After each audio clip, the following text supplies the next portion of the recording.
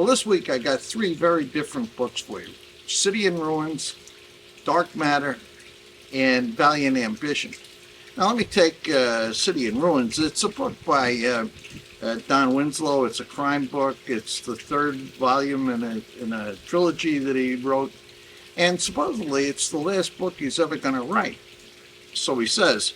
The story takes place in Las Vegas, and it's fundamentally what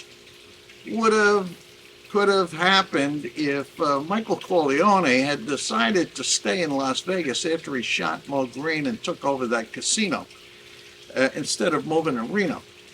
In this one, the character Danny Ryan does exactly that. He takes over a casino and becomes a big-time success in Las Vegas. Interesting story, and an absolute page-turner. I mean, you read it in just a few hours. Really good. Definitely recommend it if you're interested in a crime read. Okay, that's City in Ruins by Don Winslow. Going to the second one, Dark Matter, and the subtitle, by the way, is The Private Life of Isaac Newton.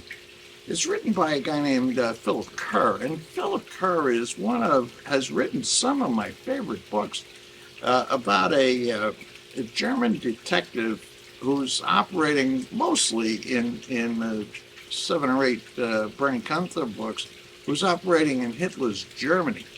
And Philip Kerr does a great job with those books. Now, this one is a little bit different. It takes place I think it's the year 1696, and it's when Isaac Newton is warden of the Royal Mint that's actually located in the Tower of London.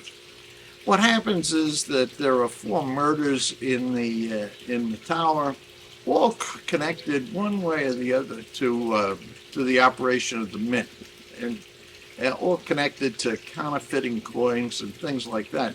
The story is told by his assistant, a guy named Ellis, and I know that there are a lot of actual historical characters in the book.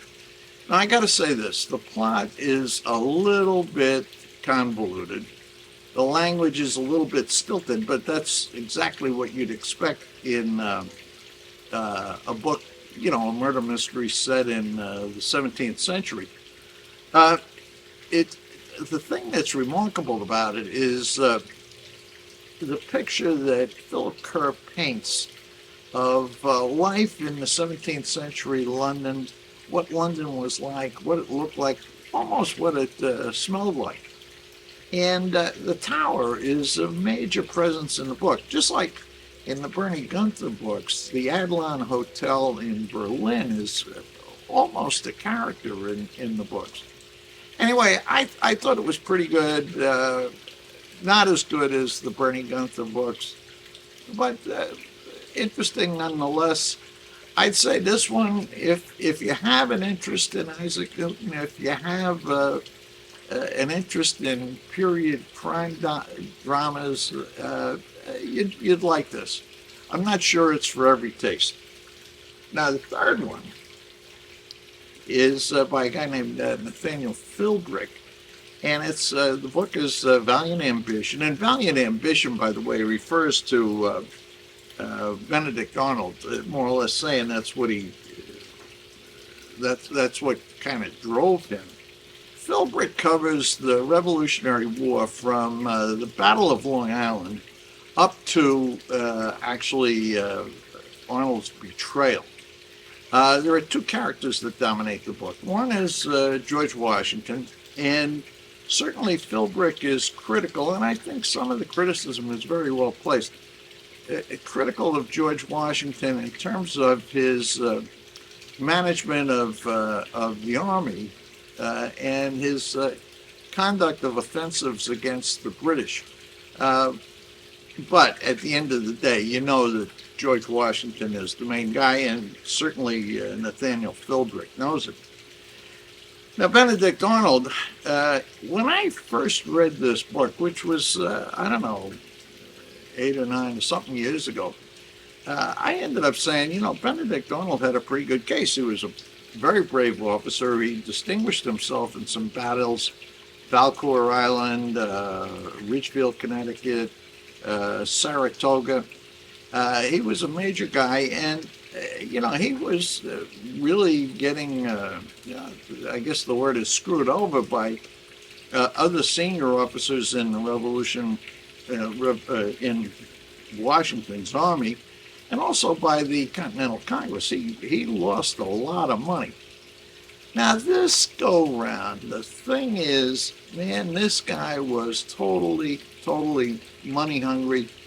And I ended up concluding where I thought his betrayal was at least understandable, certainly not excusable, but at least understandable. This go round, I ended up completely different opinion. To me, Benedict Arnold comes across as totally scummy. He's matched in scumminess by Major Andre, the British spy who was captured and hung. And he's matched in scumminess by his wife, Peggy Shippen. But I'll tell you what, this is a terrific story. It's a terrific history of those years in the Revolutionary War.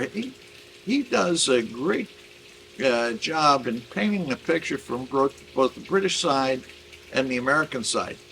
If you want a really good refresher on, the conduct of the war, from, as I say, the Battle of Long Island up to Benedict Arnold's betrayal, you'd be hard-pressed to find something better than this book. So this one, I think, if you're a history buff, this is a definite must-read. Really enjoy it. Well, I'll tell you what, I did these 3 books because I've been getting backed up with reading and, really getting backed up with doing these reviews. And there you have it, my views on City in Ruins by Don Winslow, Dark Matter by Philip Kerr, and Valiant Ambition by Nathaniel Philbrick. I'll see you next week with some other book review. Take care.